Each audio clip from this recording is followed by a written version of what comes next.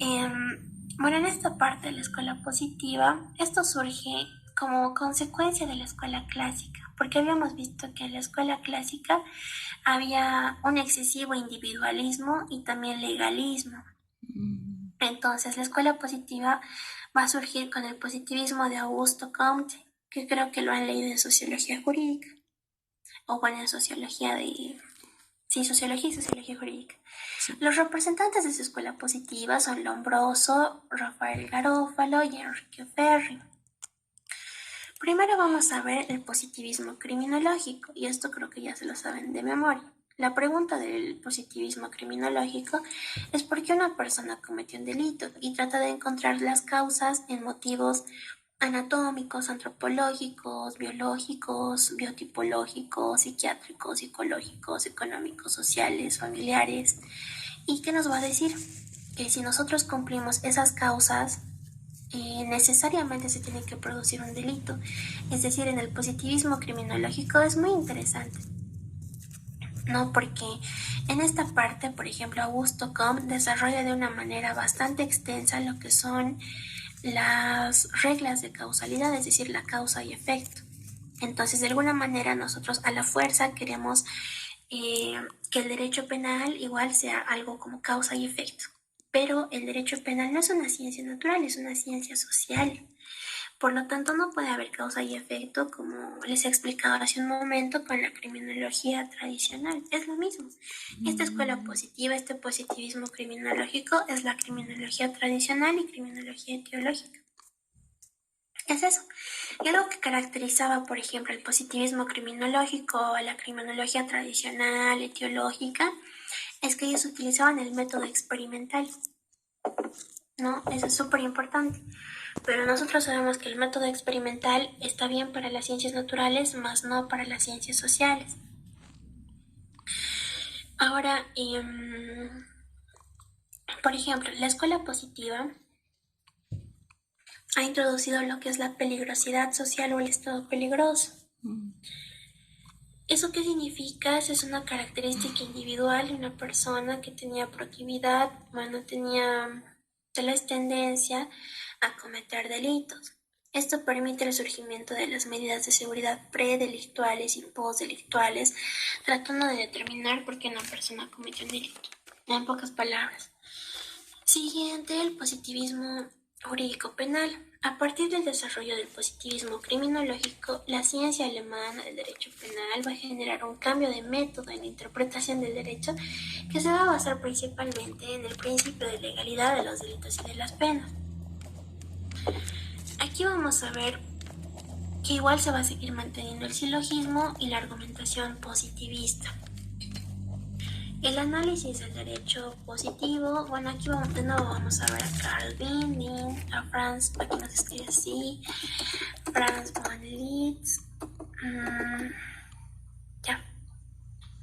Pero bueno, no sé, es un poco del análisis del derecho positivo, ya hemos visto, ¿no? Aquí ya vamos a ver tal vez un poco más concretamente los elementos del derecho penal en la escuela positiva, el delito. ¿Cómo ve el delito a la escuela positiva? Ferri decía que ya no es... Bueno, aquí dice Ferri, el derecho penal no es autónomo, es una rama de la sociología general donde el delito es un fenómeno general y social producido por causas físicas, psicológicas, biológicas. Ya. En este caso nos está diciendo que en la escuela clásica era una ciencia. En la escuela positiva ya no es una ciencia. ¿Por qué? Porque según Ferri dice que el derecho penal no es autónomo, sino que es una rama de la sociología. El delincuente ya no se lo ve como un ente abstracto, sino se lo ve como una realidad concreta.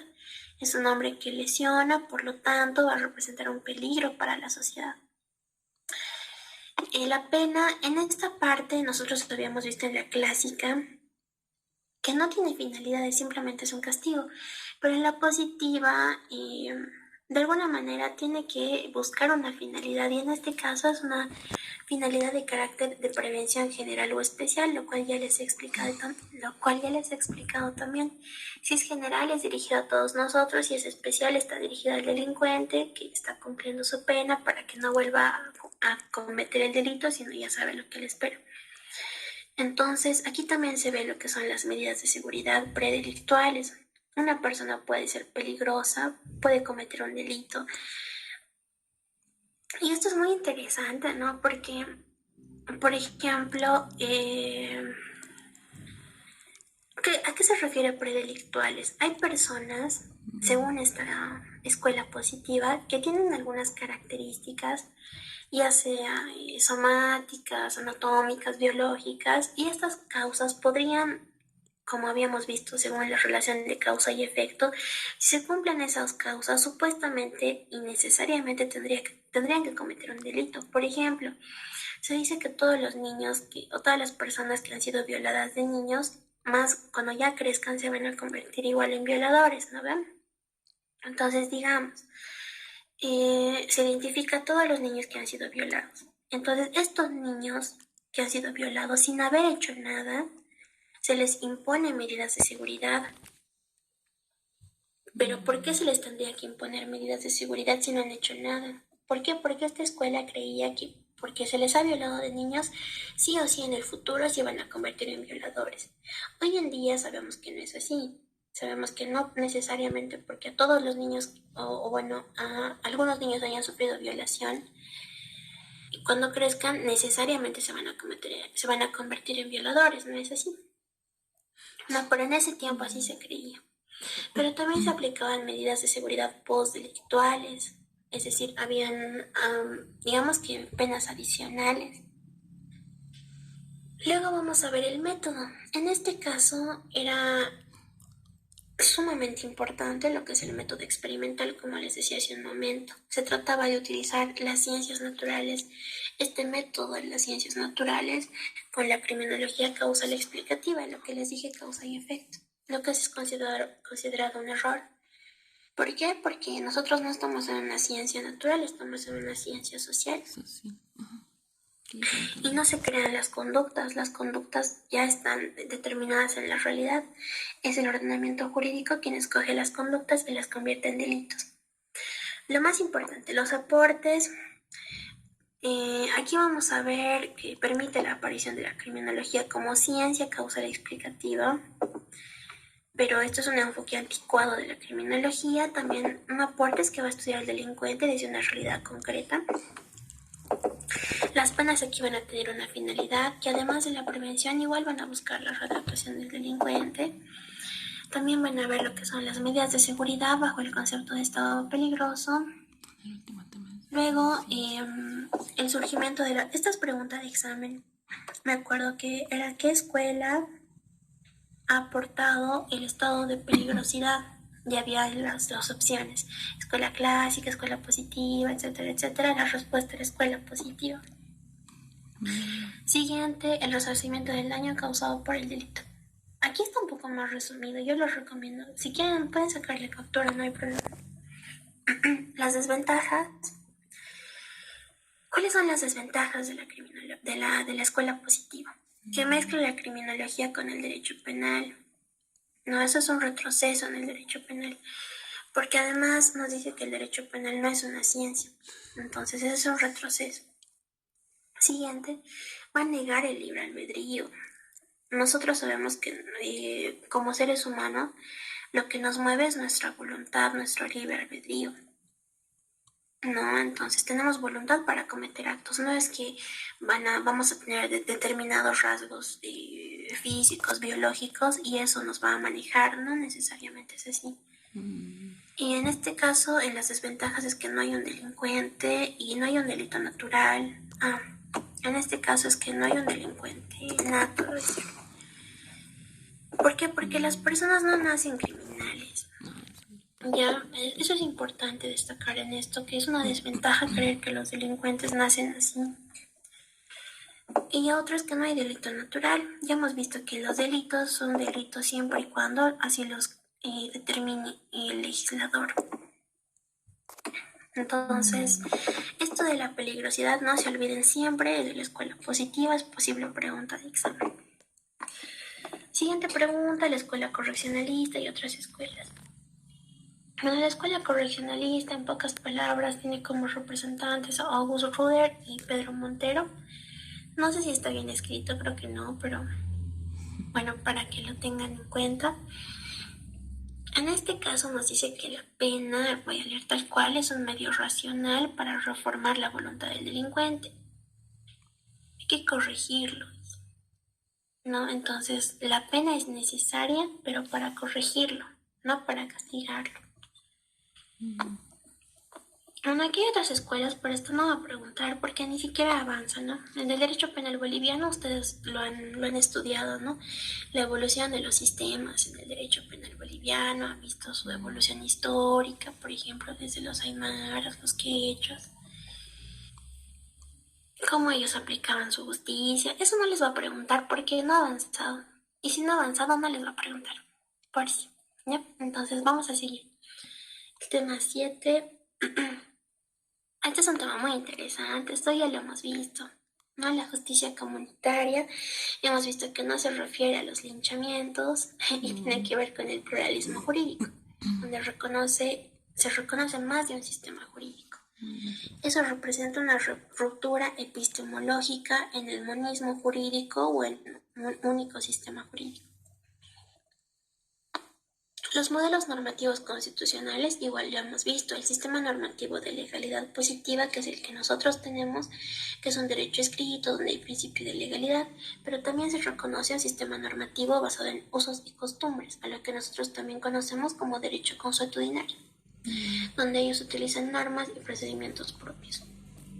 Vamos a ver los elementos de justificación y legitimidad constitucional de la justicia comunitaria. Primero, la incorporación de las identidades culturales como identidades políticas y jurídicas a la institucionalidad del Estado. Esto es muy importante, ¿no? En el artículo 5 de la Constitución Política del Estado, las naciones y pueblos indígenas originarios campesinos se han reconocido a través de sus lenguas, que son 36.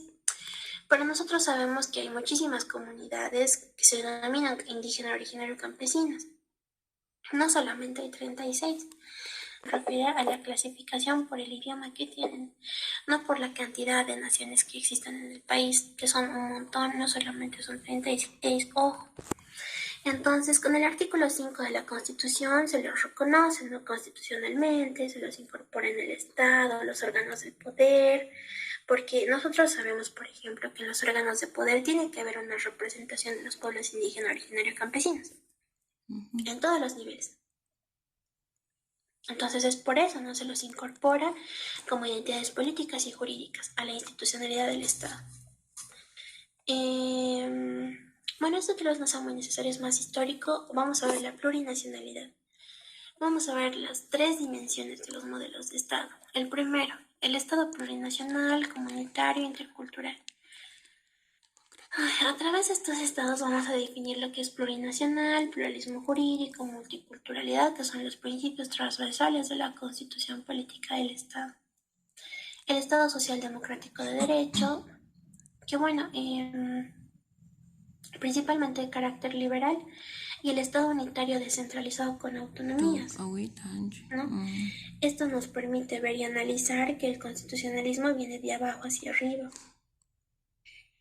¿Y qué significa de abajo hacia arriba? O sea, significa que nosotros de alguna manera, a través de las luchas sociales, reivindicaciones sociales, hemos determinado lo que va a establecer la Constitución, lo cual, si ustedes investigan más, van a ver que hay fuertes críticas al respecto. Entonces vamos a ver que, bueno, con el pluralismo jurídico vamos a reconocer tres jurisdicciones: la indígena, originaria, campesina, la ordinaria y la agroambiental.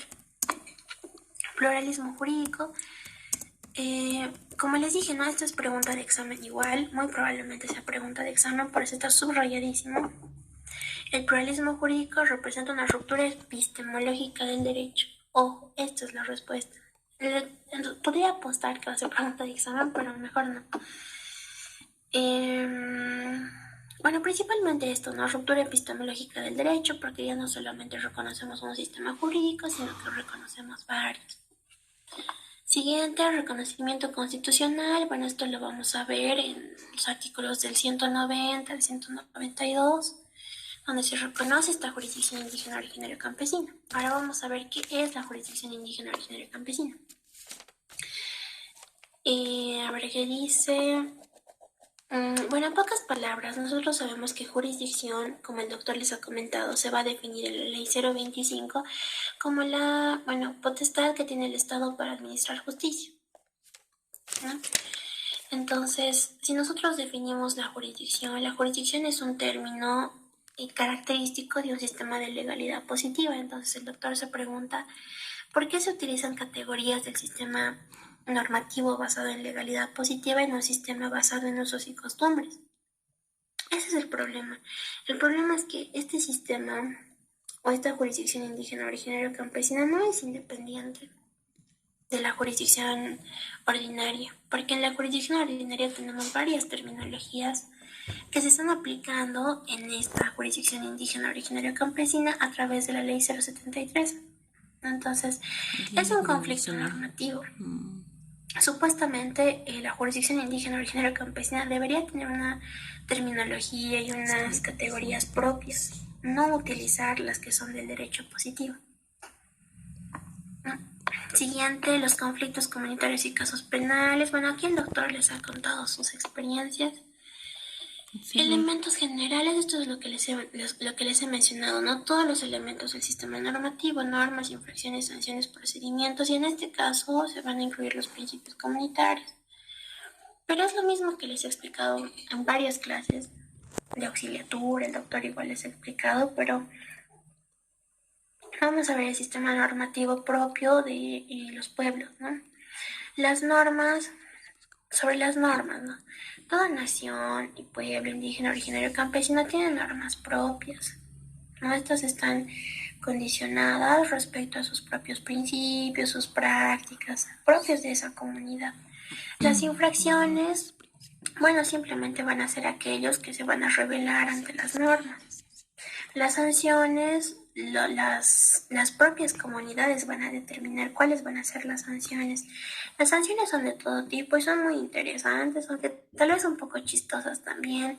El hecho, por ejemplo, de fabricar adobes. O yo me acuerdo que había un ministro, y creo que les he comentado, ¿no? Que como sanción tenía que vestirse de mujer de pollera y tenía que montarse en un burro y pasear por toda la comunidad. Eso obviamente representaba vergüenza y deshonor sobre su familia, pero bueno, esa es una pena que ha decidido esa comunidad. Obviamente las penas que ellos determinen no van a ser privativas de libertad, porque ya hemos visto que el monopolio del castigo lo tiene el Estado, no las naciones y pueblo indígena originario campesinos. Siguiente, van a tener un procedimiento. En este procedimiento muchas veces se saltan la etapa de la prueba, o sea, no van a presentar pruebas, digamos, como en el proceso penal. Muchas veces es arbitrario este procedimiento para imponerles la sanción. También van a evaluar principios comunitarios. Por eso también tenemos que evaluarlos nosotros, ¿no? Porque están en la Constitución.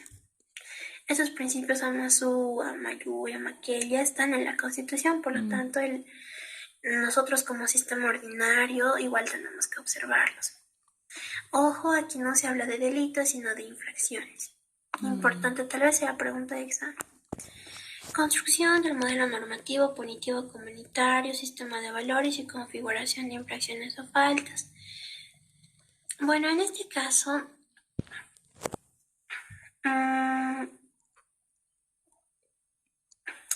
ellos manejan un poquito esto de lo que es lo bueno, lo malo, lo justo, lo injusto. Pero bueno, ¿no? Es un poco igual discrecional, depende de cada comunidad, cómo lo quieran ver ellos. Y aquí hay una comparación, ¿no? Entre los sistemas normativos, entre el derecho penal positivo y la jurisdicción indígena originario campesino. En nuestro sistema es norma jurídica penal, en la jurisdicción indígena originario campesina solamente son normas. En el nuestro hay delitos, en el de ellos hay infracciones. En nuestro caso hay penas, en su caso son sanciones. En nuestro caso, respecto al bien jurídico, van a haber bienes jurídicos, porque nosotros hemos dicho que solamente tienen categoría de bien jurídico una vez que el derecho penal los protege, pero en este caso ya no van a ser bienes jurídicos, sino van a ser intereses colectivos. Configuración de las sanciones, bueno, esto está, como les dije, puede ser arbitrario, pero obviamente el límite de sus sanciones es la constitución política del Estado. Tienen que respetar derechos fundamentales, tampoco pueden